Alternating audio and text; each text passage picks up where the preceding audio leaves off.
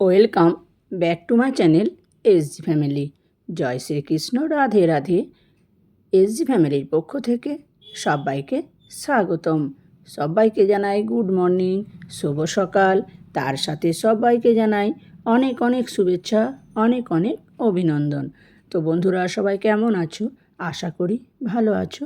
রোজকার মতো আমি চলে এলাম তোমাদের জন্য একটা সুন্দর, সব রকম আছে, টক ঝাল মিষ্টি গল্প নিয়ে। দেখো, মাও আছে, ছেলেও আছে, গরিবও আছে, বড়লোকও আছে, সব রকম আছে এই গল্পে। আশা করি তোমাদের ভালো লাগবে। পুরোটা শোনার জন্য অনুরোধ রইল। আর গল্পটি ভালো লাগলে শেয়ার করতে ভুলো না। আর তোমাদের জন্যই আমি এই গল্পগুলো নিয়ে আসি। আমারও ভালো লাগে, তাই আমি তোমাদের কাছে নিয়ে আসি। তো চলো শুনে নাও আজকের গল্প। বাজারে গেলেই একজন বৃদ্ধাকে চোখে পড়ত। বয়স হবে 70-এর কাছাকাছি। থোড় মোচা, কলমি শাক, শুশুনি শাক, সজনে পাতা, কচু শাক, নানা রকম শাক পাতা বিক্রি করতেন। বৃদ্ধার পরনে থাকতো ময়লা কাপড়, রুক্ষ চুল, তাও বেশিরভাগটাই পাকা। আমি ওনার থেকে কলমি শাক, থোড়, মোচা প্রায় দিনই কিনে নিয়ে আসতাম।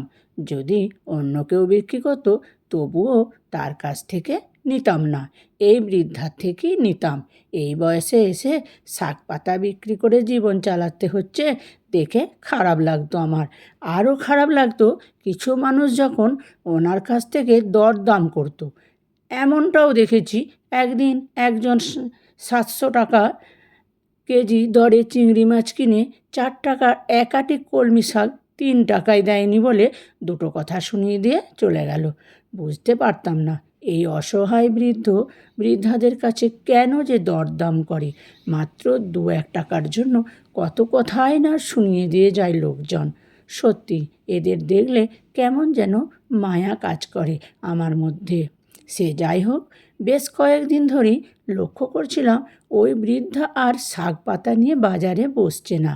ওই জায়গায় অন্য একজন বসে সবজি বিক্রি করে। বাজারে গেলেই কেন জানি না মনটা খারাপ হতো আমার।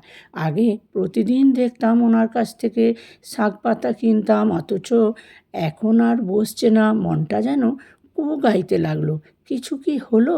ওই বৃদ্ধার জায়গায় যে মহিলা এখন বসে, ওনাকে বৃদ্ধার কথা জিজ্ঞেস করতে উনিও বলতে পারলেন না। মনের মধ্যে একটা খটকা রয়েই গেল আমার। তারপর থেকে বেশ কয়েকদিন কেটে গেছে, তাও প্রায় মাস 3 তো হবেই। বিয়েবাড়িতে উপহার দেওয়ার জন্য শাড়ি কিনতে গিয়েছি শাড়ির দোকানে। শাড়ি কিনতে গিয়ে শাড়ির দোকানে দেখা রমেশদার সাথে। রমেশদা বাজারে মাছ বিক্রি করতো। বাজারে গেলে রমেশদা ছাড়া অন্য কারো কাছ থেকে মাছ কিনতাম না। রমেশদা সাদাসিধে ভালো মানুষ, আমাকে ভালোবাসে খুব।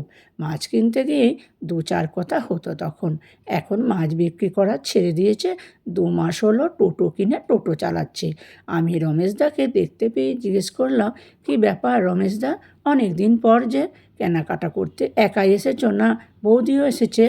না না, সবাইকে নিয়ে এসেছি। আমার বড়দির মেয়ের বিয়ে আছে সামনে।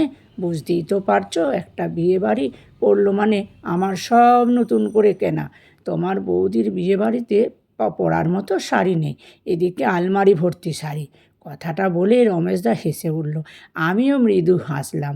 তো কেনাকাটা সব কমপ্লিটই হয়ে গিয়েছিল। আর বলো কেন? কেনাকাটা সব হয়ে যাওয়ার পর হঠাৎ মনে পড়লো মায়ের জন্য চাদরটা কেনা হয়নি।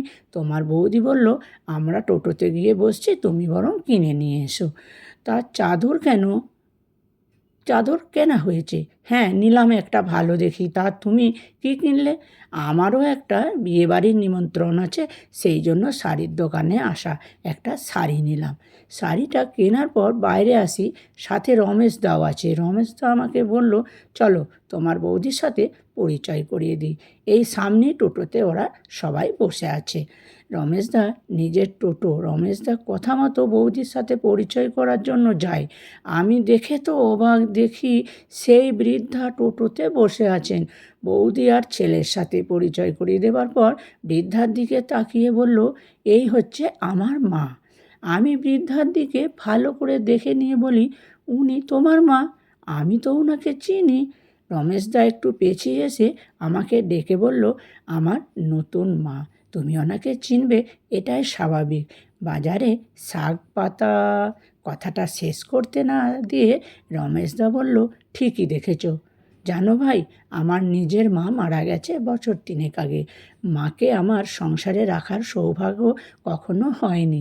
আমার দাদা মাকে আমার কাছ থেকে নিয়ে, মায়ের কাছে বিঘে 1.5 জমি ছিল। দাদা ভাবলো আমার কাছে থাকলে তাহলে জমিটা আমাকে দিয়ে দেবে, তাই দাদা মাকে নিয়ে নিজের কাছে রেখে মায়ের বেঁচে থাকা অবস্থাতেই জমিটা বিক্রি করে দিল। এদিকে জমিও বিক্রি হলো, মাও হঠাৎ করে মারা গেল। খুব আক্ষেপ রয়ে গিয়েছিল মাকে নিজের কাছে রাখতে পারিনি বলে।